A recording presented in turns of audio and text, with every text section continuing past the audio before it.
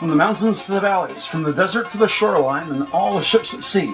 Today is Wednesday, June 10th, 2020, and you're listening to What Just Happened, Project Wasabi's brief recap of important events from around the world. This podcast is about 6 minutes long. Here in Los Angeles, scorching hot weather prompts a heat advisory all day today, with health officials reminding us as much as you can stay cool and well hydrated. Also throughout the metro LA area, a high wind advisory is in effect with wind gusts over 25 miles an hour, and today there will be a possibility of brush fires throughout the Southland. Usually it takes about 2 weeks for an infected person to show symptoms of coronavirus, and with protests in the wake of George Floyd's death, between now and July 1st, we might see a spike or sudden increase in newly reported COVID-19 cases. In Buffalo, New York, after 2 police officers shove a senior citizen off his feet, causing him to violently hit his head and lose consciousness, the president quickly took to social media, retweeting a video which accuses the victim, 75-year-old Martin Gugino, of being an Antifa provocateur, using his cell phone to block or intercept police communications.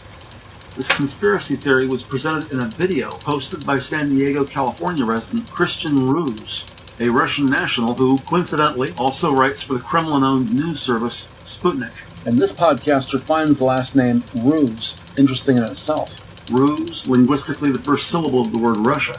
And of course, in spoken vernacular, a ruse is defined as a trick to fool someone, often to further some other deception.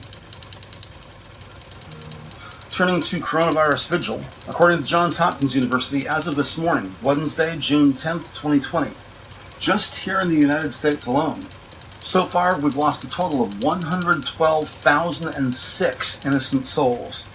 Nearly 1,000 people, 999 deaths just in the past 24 hours. A friendly reminder from What Just Happened, if at all possible, stay home. But if you must go out, smart money says wear a mask. A fiasco yesterday's Georgia state primary elections wrought with chaos. The Fulton County Board of Commissioners Chairman Rob Pitts said, quote, "Everything that could happen or go wrong has gone wrong so far," unquote. Many incidents in which the voting machines were inoperative and or volunteers could not enter their passwords. Hundreds of thousands of voters braving infection, waiting 2 hours, 3 hours, some waiting as long as 4.5 hours in 90-degree humidity just to vote. Many voters were there because they had never received their mail-in absentee ballots.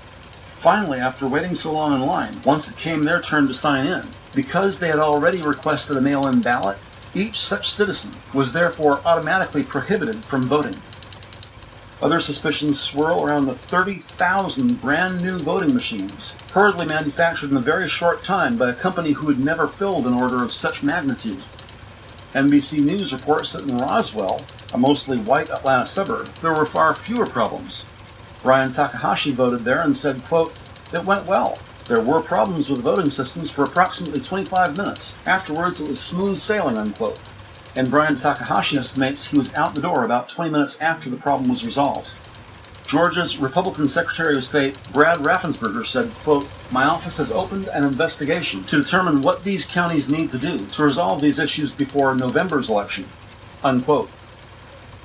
More as this story develops. Iowa politics.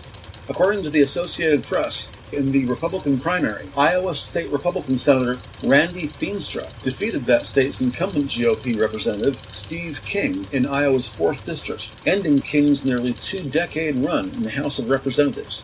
Presumably Steve King's biggest obstacle is his long history of racially insensitive, this podcaster would say bigoted, statements and behavior. Steve King's defeat by a fellow conservative increases the likelihood the heavily GOP district will remain in Republican hands. In the meantime, Feenstra will face off in November against Democrat J.D. Scholten, who's running for the seat for a second consecutive time and was unopposed in his party's contest. On the GOP side, Feenstra was leading with 46% of the vote compared to Steve King's 36%, with 96% of the precincts reporting. LA weather. Today should be the hottest day of the week, with the afternoon highs in the upper 90s today.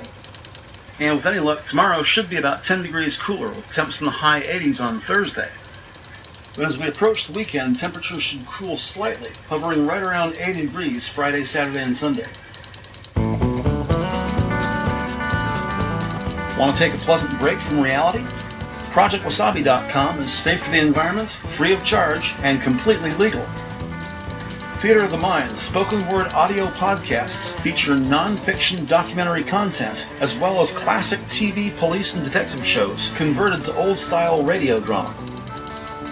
Titles include Columbo, Law & Order, and Dragnet, to name just a few, with stories promoting compassion and wholesome values, where the good guys always win, and except where otherwise noted, all titles are family-friendly and safe for the workplace.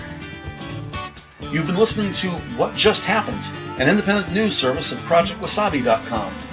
From Los Angeles, California, podcasting daily at 12 noon on the websites Facebook, YouTube, and Apple Podcasts, What Just Happened is Project Wasabi's recap of significant events from around the world. On behalf of What Just Happened and its parent company ProjectWasabi.com, I'm Brian Newberry saying thank you for listening, stay healthy y salud, and we'll talk to you soon.